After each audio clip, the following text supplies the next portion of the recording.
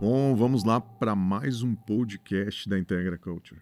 E vou aproveitar essas três feras aqui, porque esses dias a gente teve um bate-papo super legal sobre diagnósticos de clima e cultura, onde vocês trouxeram perspectivas super bacanas, trouxeram provocações muito interessantes para a gente colocar na nossa agenda de conversas. Eu queria falar um pouquinho sobre o seguinte passo desse processo. Uma vez que você faz um diagnóstico, é importante você imaginar que alguma coisa que você vai ter que fazer com aquela informação. Não adianta uma informação ou um diagnóstico chegar para mim e eu coloco numa gaveta, até do ponto de vista de integridade, isso não combina, não faz nenhum sentido. Então, o que eu queria provocar vocês, já que esse é um dos grandes objetivos que a gente tem com esse podcast, é a gente poder falar um pouquinho sobre o tá, e agora? E o depois? Como é que a gente pode atuar para transformar culturas? Então, Odilon, queria começar contigo, cara. Me diz aí um pouco da tua experiência, de forma prática, quais são os grandes vetores que costumam aparecer pós-diagnóstico que a organização tem que estar atenta para gerar uma transformação consistente na sua cultura de integridade? Júlio, nós, a gente tem uma preferência de não trabalhar somente com o plano de ação, né? O que a gente entrega, né, logo depois, né, é a penúltima fase, né, porque a última fase já é o suporte para esse plano, é o plano de evolução cultural e integridade. O que é a vantagem disso, assim, né, Júlio? Entendendo que a Integra ela tem um olhar customizado, personalizado, você nunca vai ter o mesmo plano de ação para todo mundo. Vai depender do grau de maturidade encontrado, nós temos 5 níveis, e também vai depender da dispersão das dimensões nesses graus. Porque eu posso estar na dimensão A, por exemplo, lá no nível 4, proativo, mas posso estar na B no nível reativo. Então a gente precisa montar um plano a partir de uma declaração do roadmap, quer dizer, hoje eu tenho um score, a nossa escala é de 1 a 5, eu estou com uma escala de 2,64, mediana, né? E eu quero no próximo ano ir a 2,88 ou a 3. Então, quais são os comportamentos esperados que qualquer ação que vá ser feita no próximo ano, ele tenha que ter como base? Isso é interessante porque no passado você diz assim, mas às vezes tem alguns projetos que vêm do corporativo, né? Vem de fora do Brasil e a gente tem que seguir. Putz, isso atropela o plano de ação.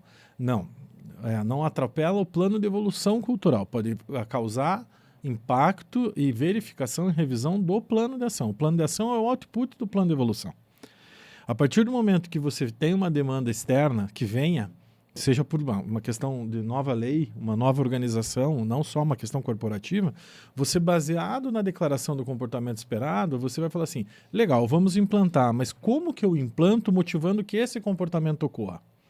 Vamos dar um exemplo prático nisso, e eu acho que esses vetores que você traz é algo que a gente tem reconhecido como padrão em grande parte dos clientes da Integra. Por exemplo, a qualidade instrucional, olha o nome que feio, mas das ações educativas em integridade. Elas são pouco atrativas, Júlio.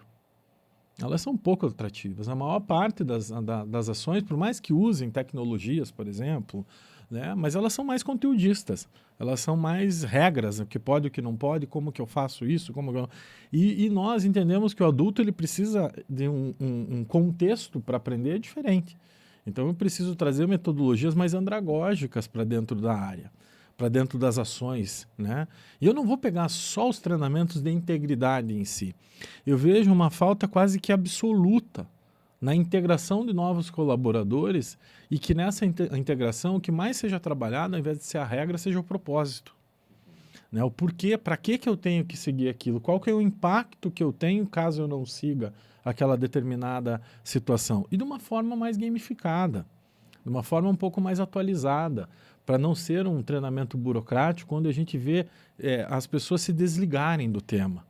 E aí já vem aquela fala que todos nós já escutamos. Lá vem o pessoal do compliance. É treinamento de integridade.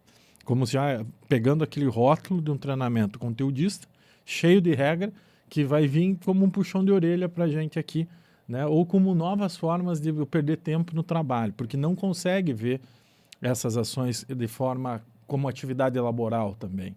Eu vejo como uma coisa extra do trabalho, né? E eu as sigo porque eu tenho que seguir por causa de um código de conduta que prevê lá o que vai acontecer comigo. Então, as ações educativas de forma geral, é algo que chama muita atenção. No último podcast, trouxe também uma questão de uma agenda dos executivos. Não tem como um plano de evolução de cultura de integridade não impactar, se caso queira a evolução ocorrer, na agenda do executivo. Não tem. E não é só no compromisso. Lá às 8 horas da manhã, na terceira terça-feira do mês, tem a reunião lá. Não, não é assim. É como eu vou discutir o tema. Não é se o pessoal fala, eu tenho uma reunião só sobre integridade. Teve problema? Não teve, próximo tema. Daí perde justamente a evolução, a questão de como este tema pode impactar em coisas boas. Né? Quais são as ações que eu estou fazendo, que eu estou, no mínimo, orquestrando ou realizando, que está tornando a integridade um valor para dentro da organização. Citei o programa de reconhecimento, mas mesmo os programas de sanções. Porque agora eu volto a dizer, a gente não está falando só do combate à fraude. Nós estamos falando assim, diante de um comportamento não adequado, eu tenho um protocolo de análise da falha humana definido? Eu consigo entender se aquela falha sistêmica é pontual? Se aquilo foi uma violação, se foi um erro, um lapso, um deslize? São temas recorrentes das outras áreas, né, como segurança, sobre saúde, como qualidade, mas que integridade não tem um domínio sobre ele. E a partir do momento que ela não analisa tudo isso, ela cria outros riscos. Porque, de repente, uma tomada de decisão que gere uma demissão, mesmo uma suspensão ou mesmo uma advertência, pode ser questionada porque não teve uma metodologia adequada e, de repente, vai que aquele erro é sistêmico. E é um erro. Ou seja, não é uma violação e é sistêmico. Quer dizer, a maior parte das pessoas que executam aquela atividade, de repente, executam daquela maneira e, de repente, uma pessoa foi punida. Punida não, sancionada, que é o nome correto para se utilizar.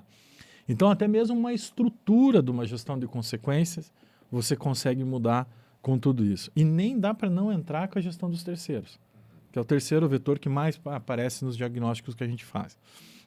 Nós temos uma oportunidade para melhorar a gestão quando a gente fala de integridade com os terceiros, que é absurda. Você, para o próprio, muitas vezes a gente passa um manual de conduta para o terceiro, a gente entrega. Muitas vezes ele não entende o que está ali. E vou dizer, a gente tem muitos terceiros que estão nos quadros fixos. Nós temos muitos terceirizados dentro da empresa. E que o fato dele assinar um canhoto que ele recebeu uma instrução, um código de conduta para a gestão de terceiros é muito pouco. Quando que eu sento com fóruns para discutir qual é o meu papel hoje, se eu tenho uma empresa mais madura, na construção da cultura de integridade dos meus stakeholders, parceiros? Será que eu estou conseguindo ver que, de repente, eu tenho que ter uma ação de maior impacto para esses parceiros nossos e eu percebo o quanto isso vai ser contributivo para a comunidade, para a sociedade que eu faço parte? Ou esse problema... Porque a diferença é básica. Uma é uma oportunidade de eu educar meu parceiro, uma oportunidade de eu educar ele, de eu estar com ele. A outra é ver ele como um problema. E o que a gente percebe? A maior parte das empresas vendo os terceiros, os parceiros, como problema. Aí não vai dar certo, você vai ter um ambiente mais tóxico e daqui a pouco você vai ter problema de assédio, de violência no trabalho, de discriminação, de apontamentos de falta de cuidado com a diversidade. Né? Tudo isso vai entrar nessa agenda. Então, são esses os 3 pontos, Júlio, que eu acho assim, que hoje são os maiores desafios que a gente tem enfrentado e desenhado para combater no bom sentido, mas para agir pós-diagnóstico. Pós-diagnóstico, essas são ações que a gente tem visto como de altíssima relevância, de alto impacto, inclusive na reputação institucional dos clientes. E concordo contigo. Se for para fazer um diagnóstico de integridade só para descobrir o score e colocar na gaveta, aí não vale a pena. Daí é melhor as práticas tradicionais, que a gente sabe que todas elas são bastante limitantes, quando o objetivo da companhia é o desenvolvimento de uma cultura de integridade. Legal, Odilon, você traz uma perspectiva bacana, porque é uma perspectiva, quando a gente olha de forma distante, é uma perspectiva simples, ou seja, você está trazendo alguns elementos que, vamos dizer assim, faz parte da governança da organização. Gestão de terceiros, modelos de educação, agenda de governança da companhia, espetacular.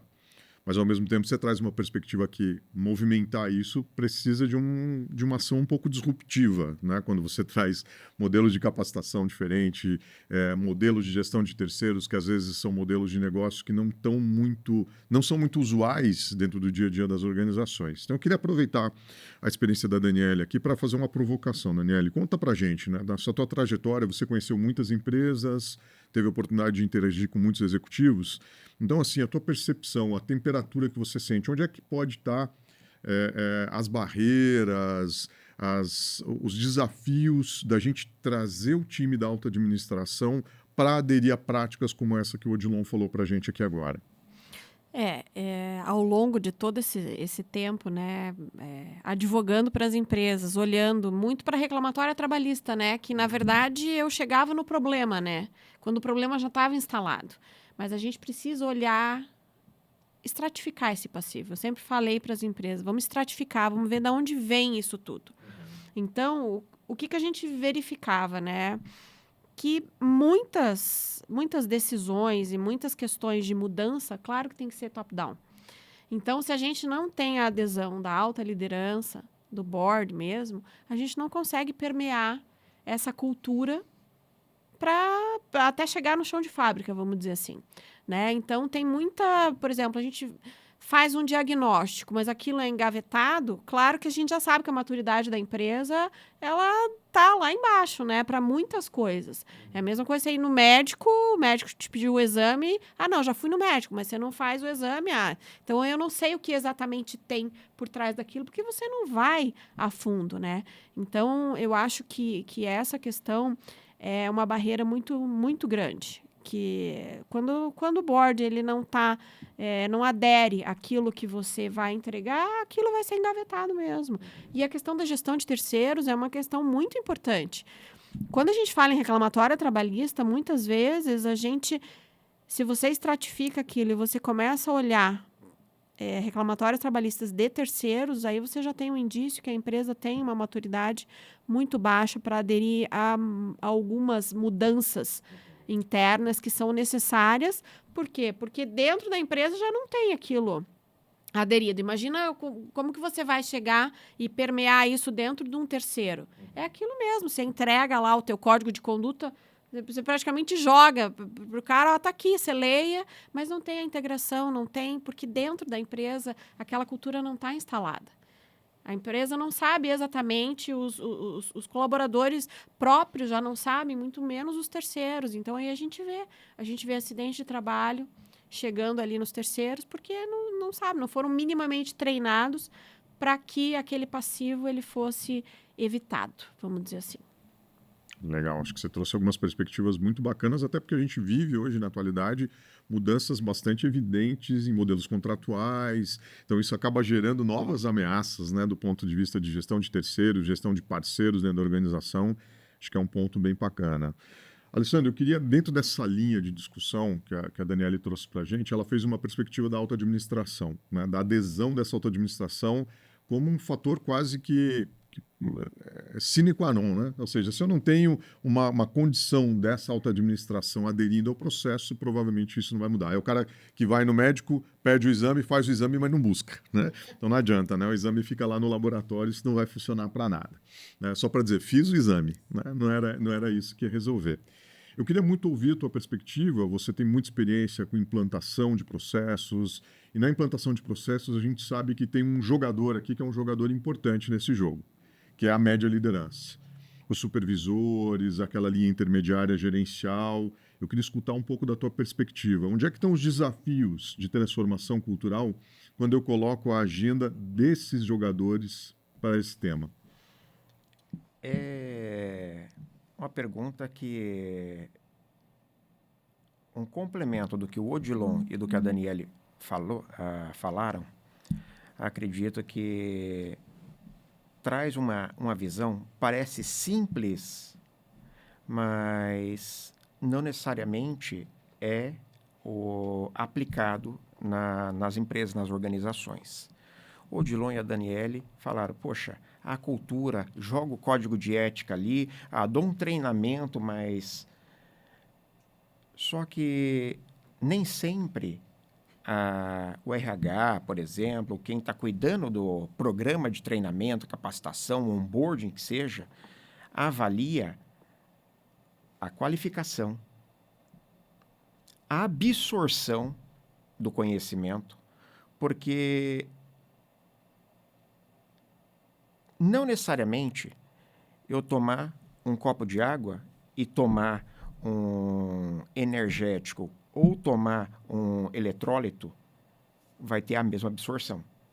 Como que eu consigo avaliar se a absorção é igual para cada um dos corpos? Medindo. Poxa, medir é burocrático, é complexo, mas se faz necessário. Porque eu posso tomar vários tipos de água. Vamos supor que aqui seja uma água mineral, ali uma água alcalina. Já tem uma diferença de como o meu corpo vai absorver isso. Mas na aplicabilidade do mundo corporativo, o que eu preciso entender? Eu preciso capacitar cada um dos meus colaboradores e não adianta ter ali, ele participou do treinamento. E se ele ficou no celular o tempo todo? Se ele estava conversando com o coleguinha do lado? Se ele estava com a cabeça nos problemas de casa? Como que eu vou medir o aproveitamento disso? Então, medir o aproveitamento se faz necessário, eu diria mandatório, porque não adianta o treinamento por si só para cumprir uma agenda.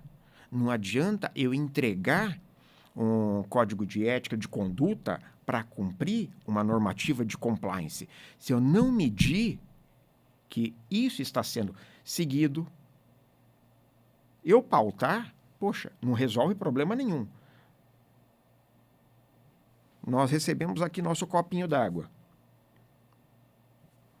Se eu não tomar, eu não vou estar hidratado porque ele está aqui. É algo muito simples, mas que nem sempre a gente tem essa percepção. Nem tudo que deveria ser, efetivamente é.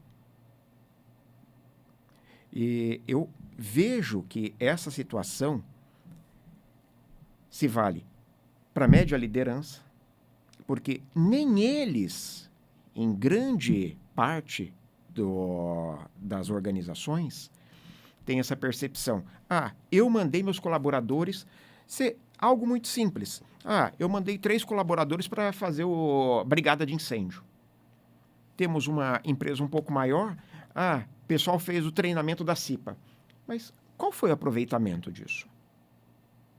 Realmente aprenderam ou estavam lá só para cumprir um proforme? Então, se eu não meço, eu não sei o que eu tenho. Então, o diagnóstico é importante. Importantíssimo, porque tira uma foto da situação, do status quo atual. Mas, para sair do ponto A para o ponto B, eu preciso medir o que eu tenho e aí seguir os planos de ação. Eu preciso implementar e gerar ciclos de maturidade dentro disso. Uma coisa que o Odilon até falou que eu acho sensacional, a empresa ela tem que ter uma evolução. Mas eu estou no índice 2,58. Eu quero ir para o 6. O que eu preciso fazer? Não adianta eu continuar fazendo a mesma coisa e esperar um resultado diferente. Eu preciso mudar algumas atitudes. Apesar que muita coisa vem top-down, mas se de alguma forma a gente não premiar quem está executando adequadamente, não fazer parte da cultura da empresa, poxa, a gente vai treinar, vai capacitar, poxa, temos um programa de treinamento, mas medimos o programa de treinamento. Medimos o quê? quantas pessoas entraram ou quantas aproveitaram aquilo. É trazer isso dentro de uma aplicabilidade e não só fazer por fazer. Acho que é um tema que chama muita atenção esse, né? Porque realmente o reconhecimento que a gente precisa ter das pessoas que conseguem tem muito a ver com o desenho da ação educacional, né? Se a gente percebe que o desenho que a organização tem hoje das ações educacionais, ele não está gerando esse processo de assimilação e acomodação que o Ali está dizendo, ele é super importante rever a forma até como mede o resultado. Porque uma das coisas que se declara é assim, a partir daquela experiência educacional, qual é o resultado que você deseja daquilo? E aí você tem que criar uma sistemática de avaliação como o Ali traz. E o detalhe é o seguinte, né? Qual é o nível de entrega que eu quero? Porque, por exemplo, né, se nós pegamos uma das teorias do Botomé, ele diz, tem 5 níveis de prontidão de atuação. Você quer conhecimento? É um jeito de medir. Você quer aptidão? É outro jeito de medir. Você quer competência? É outro jeito de medir. Você quer habilidade? É outro jeito de medir. Você quer perícia? É outro jeito de medir. E eu acho que isso realmente é hoje uma das grandes oportunidades que existem. Então, para alta liderança, para média liderança, o que a gente nota hoje? Um treinamento que normalmente está pautado em saber, que é o primeiro nível de prontidão para ação. E, no fundo, o que a empresa deseja é que ele faça. Cara, entre saber e fazer é um mundo de coisa que existe. Porque ele até sabe. Mas a pergunta que muitas vezes a gente escuta na média liderança, quando fala de integridade, mas como é que faz? E as ações que são pensadas com o foco em integridade não dão esse suporte na aplicação. E corre-se o risco de, muitas vezes, as pessoas tomarem decisões desalinhadas, treinadas, capacitadas.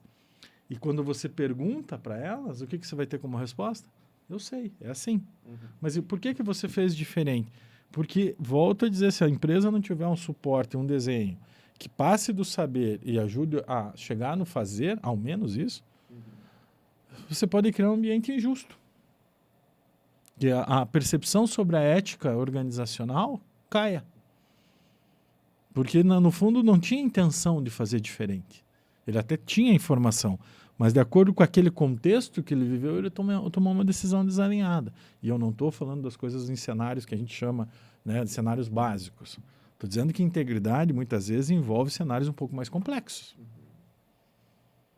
Na forma de abordar, na forma de conversar, na forma de tomar uma decisão, seja numa área de suprimento, seja numa especificação técnica, seja numa reunião de desempenho, seja no momento que, por exemplo, nós estamos num país que nós estamos passando por algumas situações, o mundo, num risco sistêmico bastante significativo, o país num risco soberano, e as pessoas estão tomando decisão todo dia. Eu tenho uma paz no coração, se as pessoas estão tomando as decisões alinhadas com os valores da organização.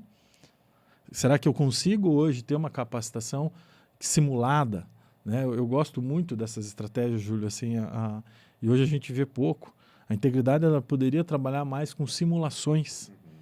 A gente hoje vê, quando fala de simulado, só pensa nas áreas de saúde, segurança, meio ambiente, mas simule uma crise, cara. Vê como que o pessoal realiza atividade, toma decisão, pega, reúne supervisor, coordenador das áreas administrativas e operacionais, caso tenha, e vai, senta dentro de uma sala, simule aquilo acontecendo, vê como é que o teu time toma a decisão. Imagine isso lá, né, com os executivos. É assim que se treina, de fato. Né? Se caso contrário, você vai ter que esperar a emergência, ou seja, a crise. A crise, efetivamente, né? É claro que a gente vê iniciativas bacanas, né? Algumas organizações que já estão trabalhando com modelos de phishing, por exemplo, né?